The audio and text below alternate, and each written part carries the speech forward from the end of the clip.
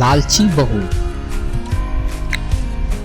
एक बार की बात है, एक छोटे से शहर में एक परिवार रहता था जिसमें रमेश और उसकी माँ बेहद खुशी से जीवन व्यतीत कर रहे थे। रमेश ऑटो चलाता था और उसके जो भी आमदनी होती थी, माँ बेटा खुशी खुशी उससे गुजारा करते थे। एक दिन उसकी मौसी रमेश के घर आई। उसने रमेश की माँ से रमेश की शादी के बारे में बात की, जिसे सुनकर माँ बहुत खुश हो गई। अब रमेश के लिए एक अच्छी लड़की की तलाश शुरू होती है। कुछ ही दिनों में रमेश की मौसी को रूपा नाम की एक लड़की मिली, जो देखने में बेहद खूबसूरत थी। रमेश को भी रूपा बहुत पसंद आई और दोनों ने शादी कर ली। शादी के बाद कुछ दिन बेहद खुशी से बीते, लेकिन रमेश और उसकी माँ को रूपा के बारे में यह पता नहीं था कि रूपा कितनी लालची लड़की है। रूपा ने शादी के कुछ दिनों बाद ही अपने रंग दिखाना शुरू कर दिया। वह महीनों में कई बार किटी पार्टी जैसे समारोह में जाने लगी, जिसके लिए रूपा हर पार्टी में नए कपड़े और कीमती जेवर पहनती थी। जब रूपा के नए गहने और कपड़े खत्म हो जाते, तब रूपा अपने पति की कमाई से नए कपड़े और गहने खरीद लेती थी, जिससे रमेश के घर में झगड़ा शुरू हो गया था। कई बार ऐसा होता कि महीने का राशन लाने के लिए जो भी पैसे होते थे, उन पैसों से रूपा अपने लिए कपड़े और गहने खरीद लेती थी। एक दिन रमेश ने कहा, रूपा, अपने नए कपड़े और गहने खरीदने में इतना पैसा बर्बाद करने का क्या फायदा है? आपको सोचना चाहिए कि आपके पति की इतनी कमाई नहीं है कि आप एक महीने में 10 बार किटी पार्टी में जाने के लिए नए नए आभूषण खरीद कर खर्च कर सके।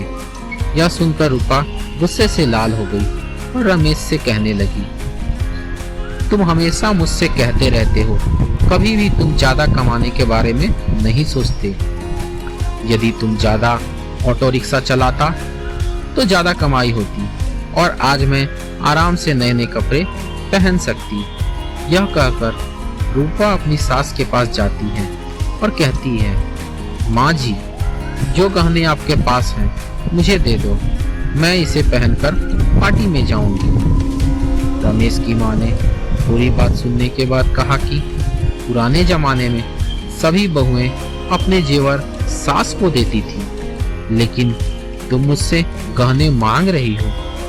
रूपा ने कहा, तुम गहनों का क्या करोगी, मुझे दे दो। अंत में रमेश की माँ ने अपने सारे गहने रूपा को दे दिए और रूपा उन गहनों को पहनकर किटी पार्टी में चली गई। इधर रूपा के जाने के बाद घर में रमेश की मौसी आ गई। उसने रमेश की माँ से रूपा के बारे में पूछा तो माँ ने रूपा के बारे में सारी बातें बताई। यह सुनकर मौसी ने रूपा को सबक सिखाने की सोची। रूपा की सास भी इस खेल में शामिल हो गई। रमेश की चाची घर का सारा राशन और सामान अपने घर ले गई और थोड़ी देर में अपने सारे गहने और नए कपड़े ले आई। गहने और कपड़े लाकर उन चीजों को घर की अलमारी में और कुछ को रसोई में रख दिया और अपने घर जाने लगी। जाते समय रूपा की सास से कहा कि जब रूपा घर आएगी तो यह जेवर देखकर वह तुमसे पूछेगी, तुम उसका अच्छे से उत्तर देना। उसके कुछ ही समय बाद रूपा किटी पार्टी से घर आई और अपनी अलमारी में सभी नए गहने देखकर बहुत खुश हुई। लेकिन शाम को जब रूपा रसोई में खाना बनाने गई तो उन्हें फिर से राशन के डिब्बे में नए गहने मिले, जिसे पाकर रूपा की खुशी का कोई ठिकाना नहीं रहा। लेकिन जब रूपा ने किचन में राशन की तलाश की तो उसे कुछ नहीं मिला, जिससे वह परेशान हो गई और अपनी सास के पास गई और पूछा कि माँ जी, किचन का राशन कहाँ है? तब सास ने कहा कि बहू, आपको गहने और कपड़े सबसे ज्यादा पसंद है, इसलिए आज मैंने घर का सारा राशन और सामान बेचकर आपके लिए नए गहने और कपड़े खरीद लाई हूँ। अब आप इसे पहन सकती हो और पार्टी में जा सकती हो। यह सुनकर रूपा ने कहा कि ठीक है, मगर खाने बिना मैं गहनों और कपड़ों का क्या करूंगा? तो सास ने फिर जवाब दिया, कि अब खाना खाने की क्या जरूरत है, तुम्हें अपनी सबसे प्यारी चीज मिल गई है, तुम्हें इसमें खुशी होनी चाहिए। यह सुनकर रूपा को अपनी हरकत पर पछतावा होने लगा। तभी रमेश की मौसी भी आ गई।